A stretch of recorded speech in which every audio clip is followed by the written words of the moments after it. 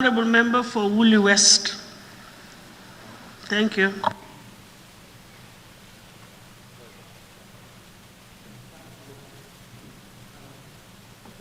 Thank you.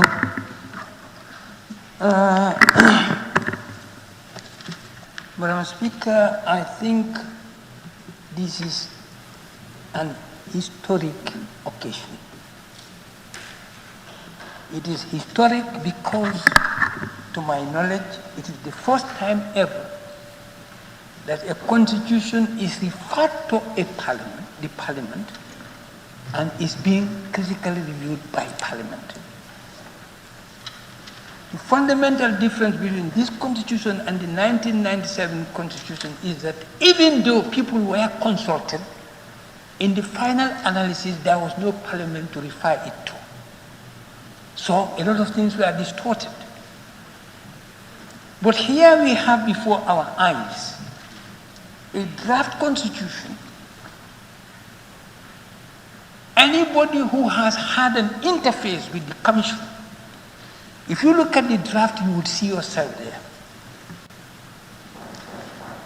In other words, in a sense, we are engaged in promulgating a people's constitution because people have participated in drafting what they think would be a fundamental guide for this republic, either individually or collectively.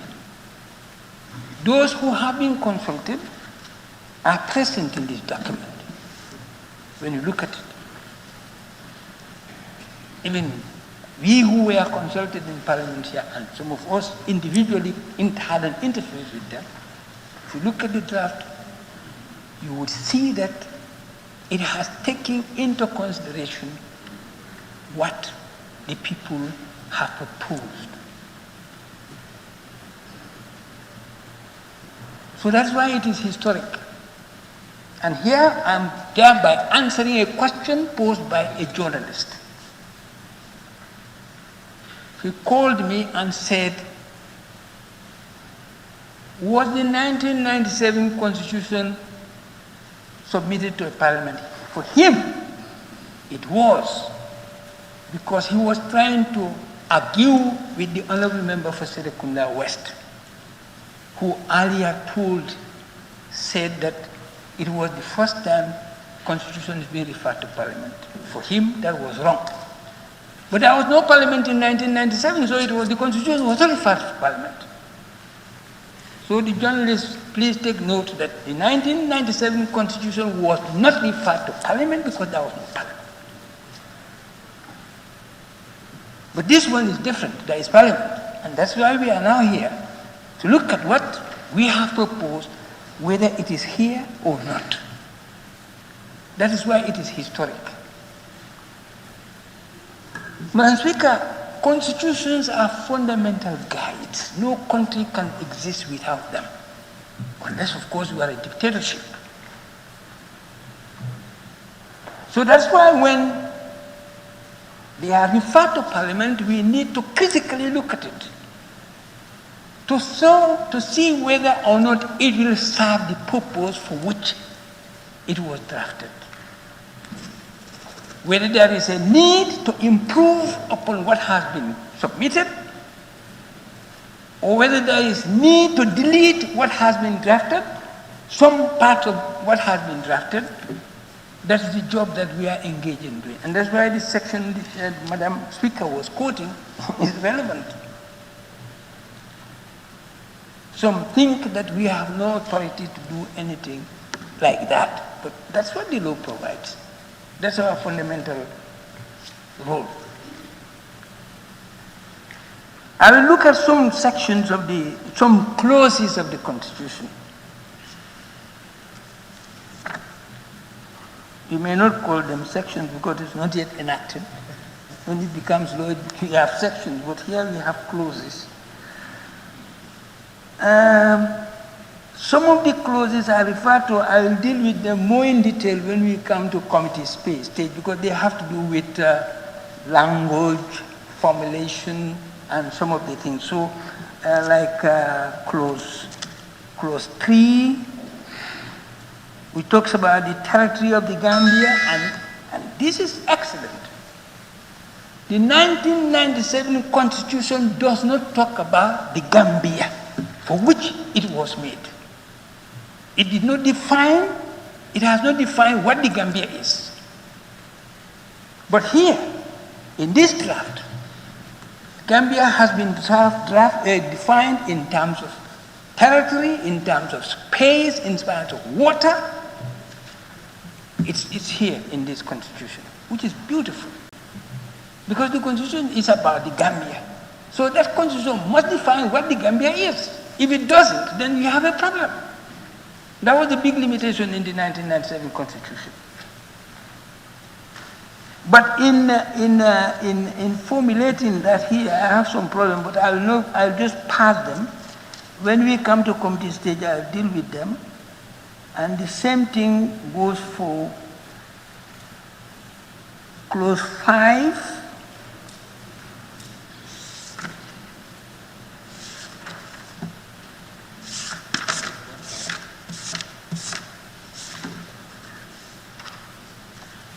Clause 5 is on the decentralization. Yes.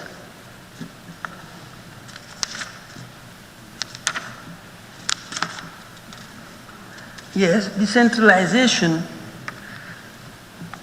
Clause 5(2) says a state organ shall ensure reasonable access to its services in all parts of the Gambia. You know, I have a problem with the phrase reasonable access. And the same thing is for clause 5(3), where local government shall ensure reasonable access to services. I have a problem with the expression reasonable access. But I'll talk about them in detail when we come to committee stage. And then, of course, this is, the Honorable Member for Basse has already talked about it, clause 5(4)(e). We don't talk about local language. This is the colonial expression of our languages. Colonial terminology for our language, local language. What is local language? We have national languages. Each Gambian language is a national language. We don't have local languages. Please stop calling our languages local language. They are not local, they are national. And that is why the Honorable Member is absolutely right, that the Constitution should define what these national languages are. Because the same Constitution is saying that we can use these national languages here. So they must be defined. What are these languages? The Constitution should tell us what these languages are. Otherwise, what are we going to do? They should be here. It should codify this language and say the national languages of the Gambia are A, B, C, D, A, F, up to Z. If you please. But that does not exist here. They have had passing references to what they call local languages. This is inadequate. We are moving towards proper liberation of our people.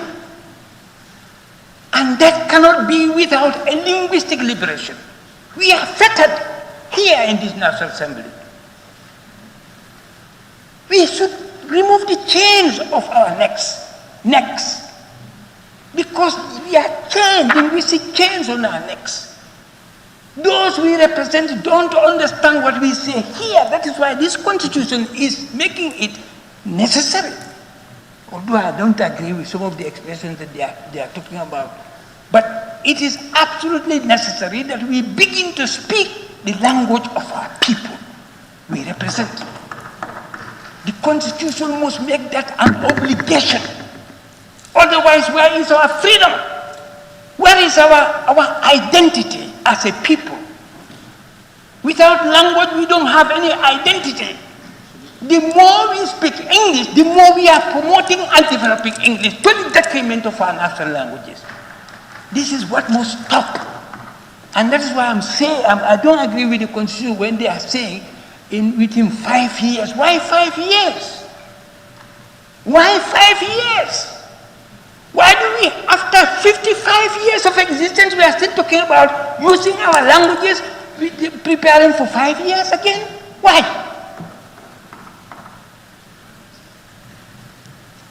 That is not helpful at all.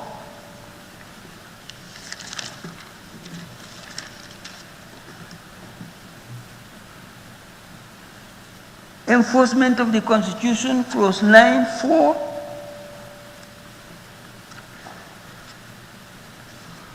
Well, here,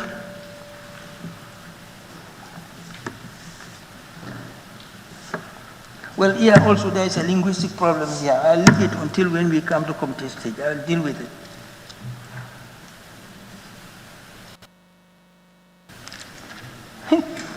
The Gambians like to enjoy international standards.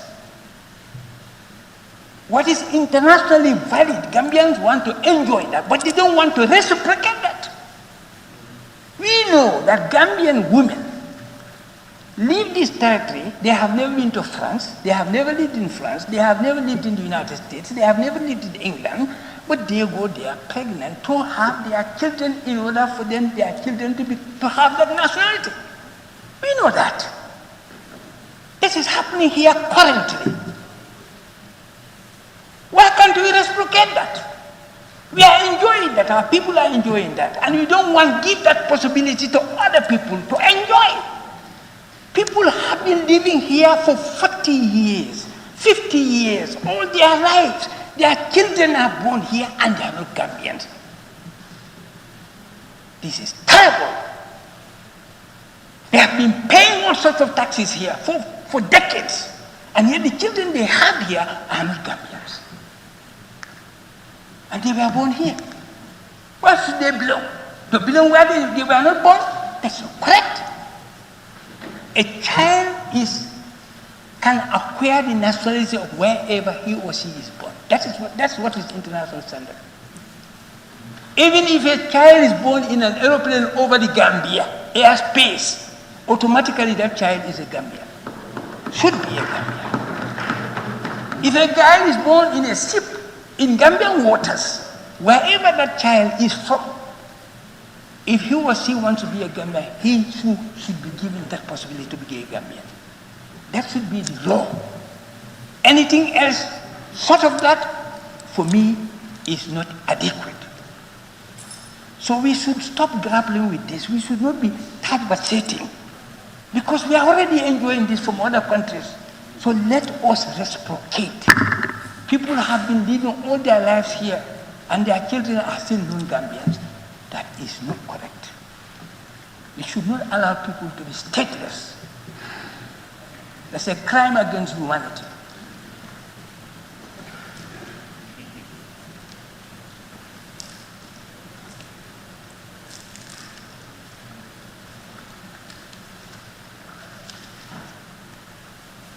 Clause 19.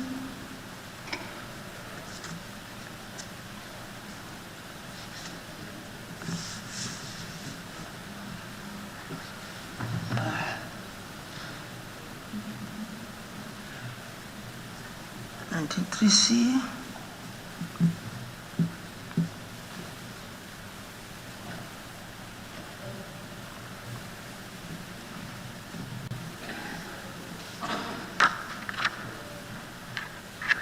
Now, clause 19(3)(c) is saying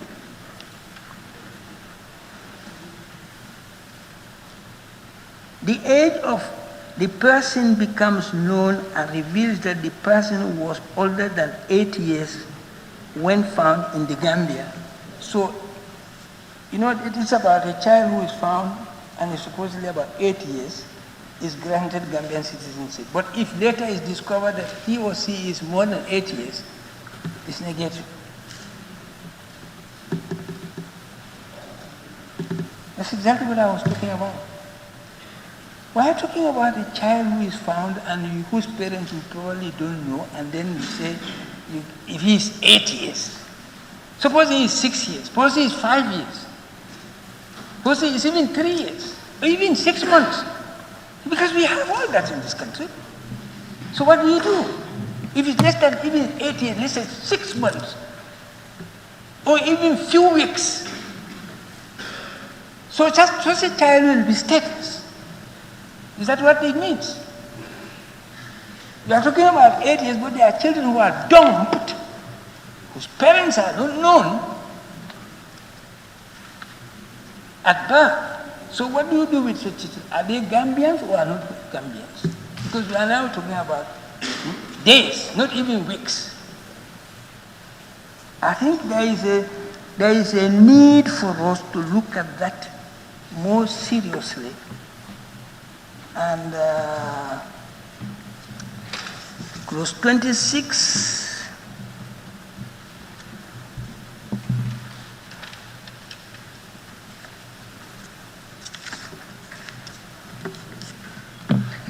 This is very interesting. These are some of the innovations in our constitution. Clause 26 is talking about a gift to a public officer on a public or official occasion or on account of the office he or she holds is a gift or donation to the state or the institution he or she represents and shall be delivered to the state through the Anti-Corruption Commission unless the gift is otherwise exempted, which conditionally or unconditionally by an act of the National Assembly. Well, this is a law in some countries, and I know in a particular country, a president was imprisoned because of such a thing. Honorable, sorry. I stand to be corrected, but if you're reading from the section dealing with gifts, your mic, otherwise you won't hear. Yes, thank you. Dealing with gifts, yeah. It's something that came up, but don't you think that it deals with, to a certain extent, details? If we are reading it, can it be broadened to cover the principle behind it? And the merits or demerits of that particular clause. Thank you. 36 is about financial probity of public officers. That's the head.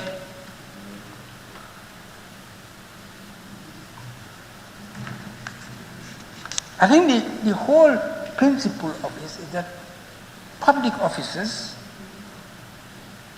whatever they are giving in their official capacity, should not belong to them, should belong to the office or the state they represent. That's the whole principle is simply that. I'm saying that this is a law in some other countries, and I know somebody who was imprisoned for taking such a thing, a gift given to him, instead of giving it to the state, because it was given to him as a president. And I know also somebody was given, a president was given a vehicle and took it. But then the problem is, I think this is a good provision in our constitution, that when things are given to us, like if I go to somewhere and certain things are done for me, they are not done to me as Sidia. They are done to me as Sidia representing people. And that which is given to me in that capacity belongs to the people I represent. That means it should go back to the state. I agree with the principle. But the enforcement is the problem. Like, I will come to that. The enforcement is going to be the problem.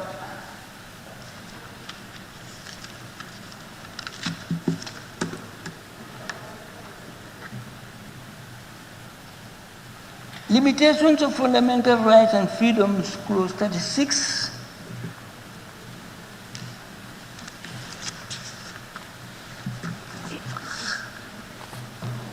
Well, here, I'm glad that the National Assembly is involved. Otherwise, I would say that the National Assembly should be involved, because how do we control the excesses of an autocrat? But it is here, the National Assembly has to make a law to that effect. So it's fine.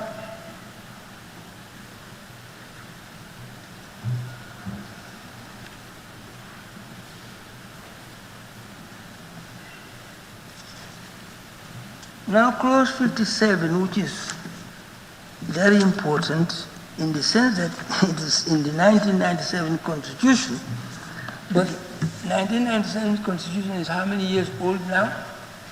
20-something years old. And the provision has not been implemented. So it's not enough for us to have things in our laws only for them to die there without being implemented. That's the right to education. Clause 57 is saying, like the 1997 Constitution, all persons have the right to equal educational opportunities and facilities and with full realization. That's right. Basic education in the 1970 is supposed to be free but compulsory. It was neither free nor was it compulsory for the years that we have been having this constitution. So I only hope that we will not have this again in this draft when it becomes a constitution, only to be like the 1997 constitution. It is here because it is meant to help develop. It is meant to serve the people. But if it is not applied, then it will not serve the purpose for which it is drafted here. So that's my problem. This is in the 1997 Constitution, but it was never applied. Because education has never been free here. No one will convince me that we have had basic education free here. I've been paying school fees for people in basic education. So nobody can convince me that it was free. It has never been free. But the law is said, I raised it in 1997, and what the minister answered was to make them meaningful. If you don't do that, they are useless. So that's the problem here with this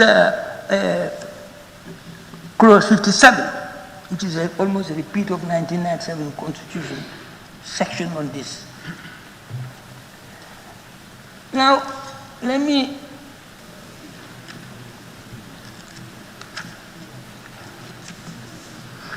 (57E), 57(1)(e) is saying tertiary and higher education shall be made equally accessible to all on the basis of capacity basis of capacity by every appropriate means, and in particular by the progressive introduced, like I was saying. But what is of concern to me here is D, clause 57D, 1D, 2D rather.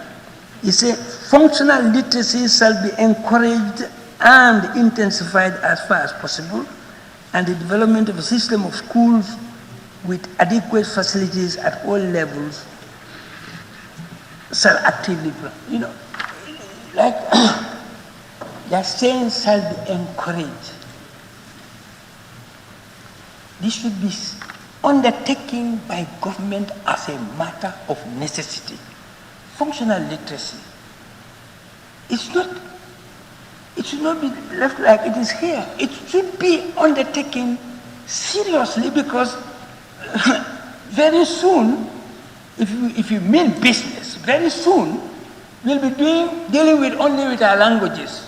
English will just become functional when we are dealing with the outside world. But internally, we'll be when we are dealing among ourselves with matters, we use our own language, which means that functionality is an absolute necessity.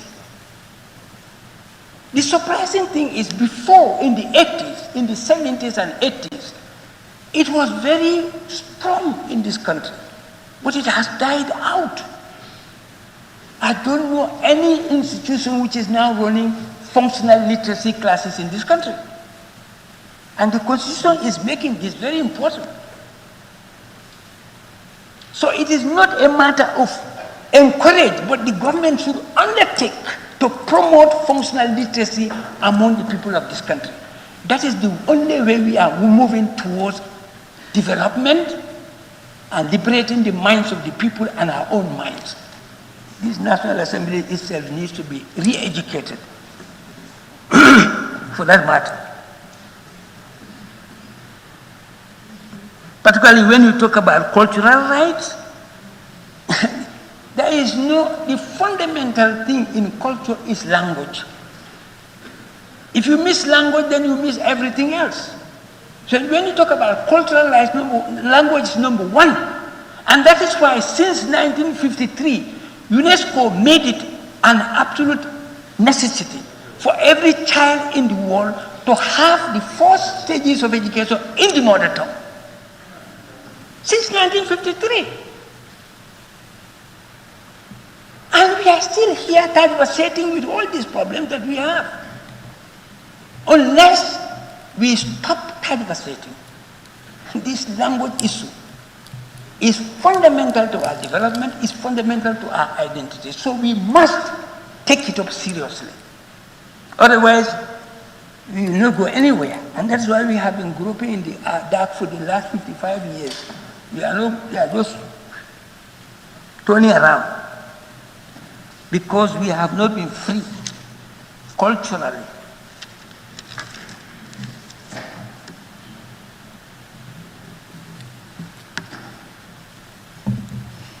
I know the Environment Committee would be very interested in this clause, and maybe they'll say a lot of things about it, because if you talk about the right to a clean environment, currently any from here, Banjul, the capital, move to Serekunda, how is the environment like? Polluted? Rotting? No cleaning up? People have to dip into their pockets to pay for people to come and collect their refuse. So the whole place is dirty. When it rains, every place is smelly. So what is the role of the councils? What are the councils doing about the cleaning up of their environment? Yes, good to have these provisions, but then I say again, implementation. How do we ensure that these things are implemented to serve the people? That's the issue. We have them beautifully written, but they never see the light of day. I think the important thing is to ensure that this happens. And the same thing goes for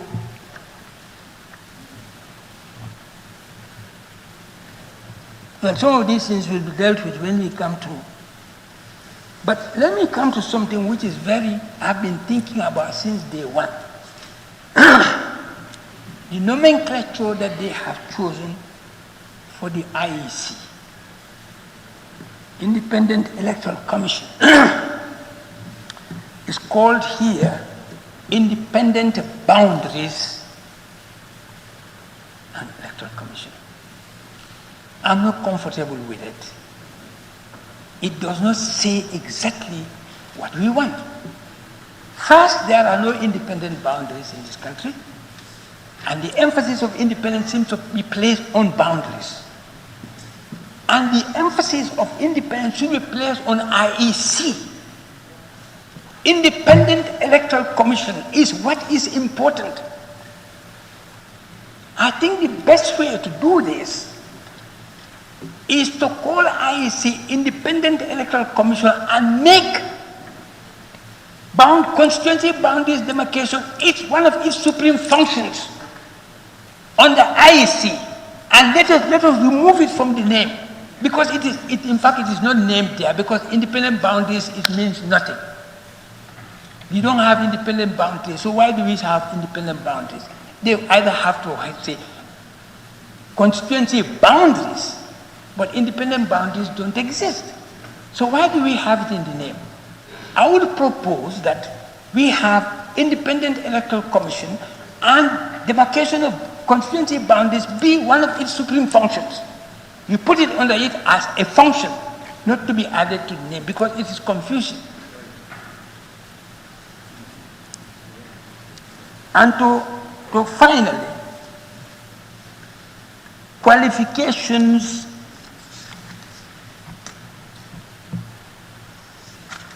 for the president. Clause 93F.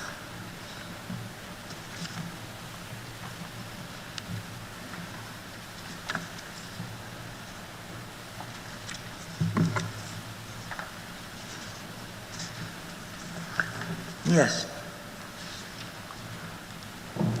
It is stated here, clause 93, that one of the qualifications that the person concerned holds a minimum of an undergraduate degree plus 5 years work experience. I agree 100% with that. But the next one is what I am questioning. Holds a minimum of senior secondary school certificate or its equivalent plus, 12 years work experience after. You see, as long as we continue to take English as our official language, as long as we continue to use it in matters of officialdom, then it is absolutely necessary that the head of state of this republic is highly qualified in the use of that instrument. If not, we have a problem. I have seen it in the old parliament and in this one. Even where they are briefed, it is difficult for some people to grasp the essence of what is being debated or what is to be said.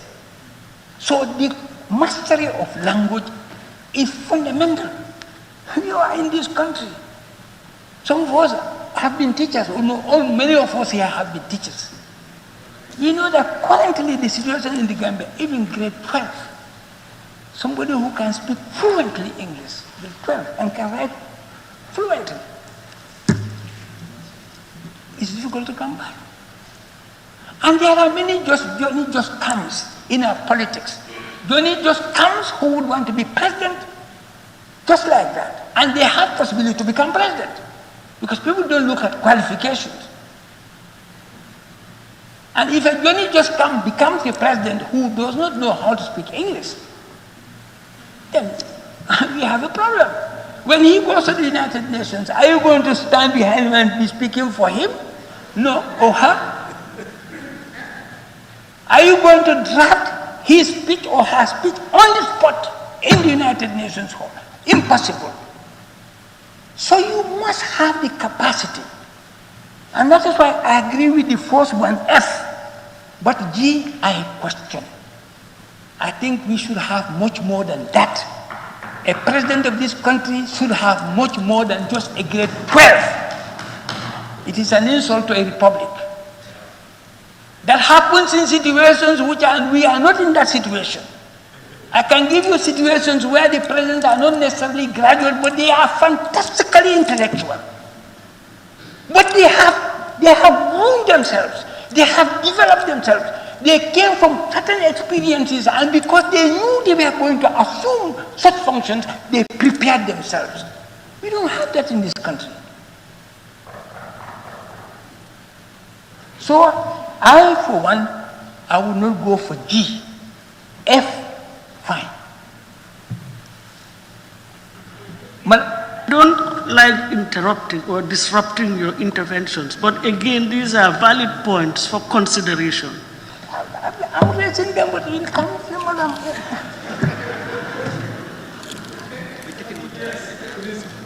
You've given the outlines, the various details, very good. But the details, I think, for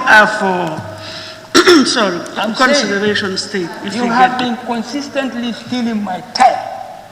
So I'm going to add more time. Huh? Okay. Please. Okay. Clause 157.1.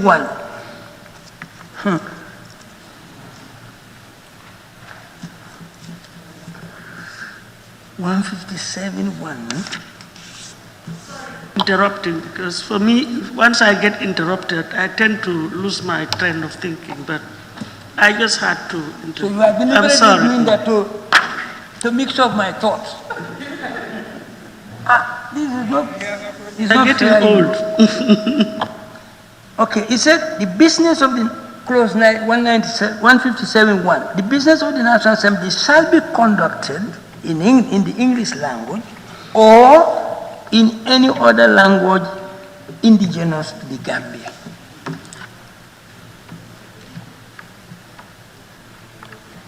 So, you see how important our languages have become. And that is why it is fundamentally important. What I was saying about, you say, encourage. No, it is an obligation now for government to assume that responsibility. Because these languages, and then this constitution has not gone to its logical conclusions on this particular provision. Because there are two forms of literacy in this country currently, madam.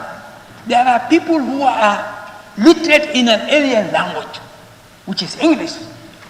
And there are people who are literate in their own languages. And this constitution is now saying that those languages can be used here. The logical thing is that anybody who is literate in these languages is also entitled, eligible to become a member of this National Assembly. That should be the logical thing. Anybody who is literate in a Gambian language, I know most of us here are not literate in Gambian languages, but we are here by virtue of being English speakers. But the law is now saying, if you want to speak your language, you can speak it here. And we already know that there are a lot of people in the country who are literate in Gambian languages. They are citizens, they have a right to representation. So the constitution should have provided that anybody who is literate in a Gambian language is also eligible to become a member of this parliament. For me, madam, that should be the logical conclusion on this particular provision here. Anybody literate in any Gambian language has a right to become a member of this National Assembly because he or she has a right to speak in a language of her choice here, which is Gambian. I think we must promote that. If we don't do that, we are not fair to the people of this country. I'll stop here for the time